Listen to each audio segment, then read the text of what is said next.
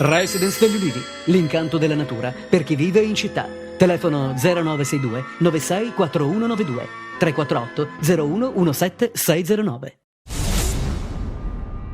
Operazione della Polizia Stradale di Cosenza e Catanzaro per l'esecuzione di 9 ordinanze di custodia cautelare nei confronti degli appartenenti ad un'organizzazione criminale che avrebbe messo in atto truffe ai danni di compagnie assicurative. Tra loro un fisioterapista, medici e Sergio Bartoletti, consigliere comunale a Cosenza, ex coordinatore provinciale del PDL, per lui gli arresti domiciliari. L'organizzazione otteneva indebiti e risarcimenti da compagnie assicuratrici mediante l'esibizione di false perizie mediche, attività che ha comportato in tutta la provincia un incremento del costo delle polizze assicurative di circa il 10%, 150 le persone coinvolte.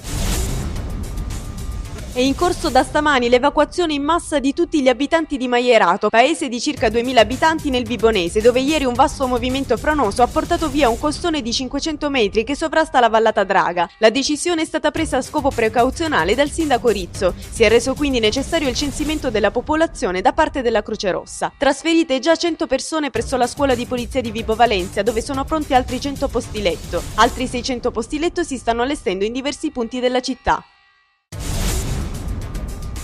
Intanto a Catanzaro sono stati completati i lavori di ripristino della condotta idrica divelta dal maltempo. I tecnici della Sorical, la società che gestisce il servizio idrico in Calabria, hanno lavorato per tutto il giorno per riattivare il servizio. I disagi maggiori sono stati registrati nelle strutture ospedaliere e nelle cliniche private della città rifornite di acqua con le autobotti della Protezione Civile. A causare l'interruzione della fornitura, la piena del fiume Alli, il sindaco Olivo ha ufficialmente chiesto alla regione lo stato di calamità naturale.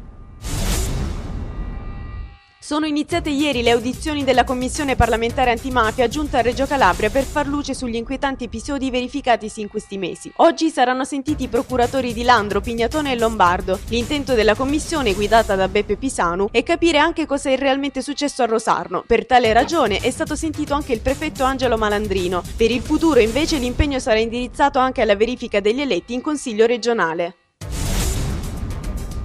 La delegazione per Rosarno della Commissione Affari Interni e Giustizia del Parlamento Europeo in questi giorni in Calabria ha incontrato il presidente Loiero sui fatti di Rosarno. L'incontro ha visto la partecipazione tra gli altri del presidente della Commissione Europea, Juan Fernando López Aguilar, il vicepresidente Salvatore Iacolino, gli europarlamentari italiani Mario Pirillo e Clemente Mastella. La Commissione, secondo la vicepresidente del Parlamento Europeo Roberta Angelici, è in Calabria per raccogliere informazioni utili affinché l'Unione Europea possa fare la sua parte in campo legislativo ed economico.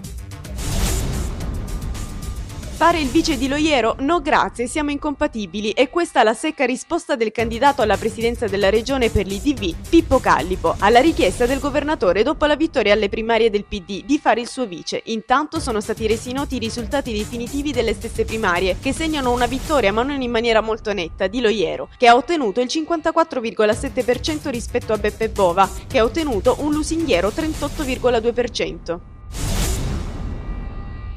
Occupare la sala del Consiglio Comunale di Crotone fino alle 20, in attesa delle comunicazioni circa la firma del passaggio di proprietà della clinica che dovrebbe avvenire oggi, e quanto hanno stabilito i dipendenti di Villa Giose che da stamattina occupano il comune. Se tale firma non dovesse esserci neanche oggi, i lavoratori hanno deciso di attuare eclatanti forme di protesta.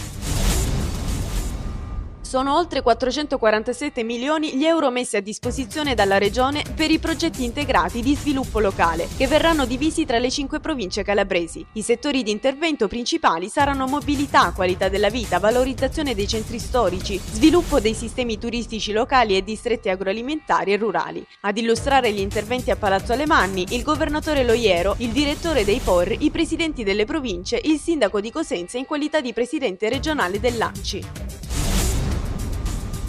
No alla droga, sì al peperoncino, questo è lo slogan con cui sbarca a Sanremo l'Accademia Italiana del Peperoncino per parlare di Calabria e per una grossa campagna contro la droga. Non a caso la manifestazione si chiama Sanremo Piccante ed è giunta quest'anno alla 15ª edizione. Per tutta la settimana del Festival della Canzone Italiana, dal 15 al 20 febbraio, in 6 ristoranti della città viene presentato nel menù un piatto col peperoncino. Chi lo consumerà avrà in omaggio un'esclusiva confezione di peperoncino di Calabria coltivato secondo il disciplinare IGP.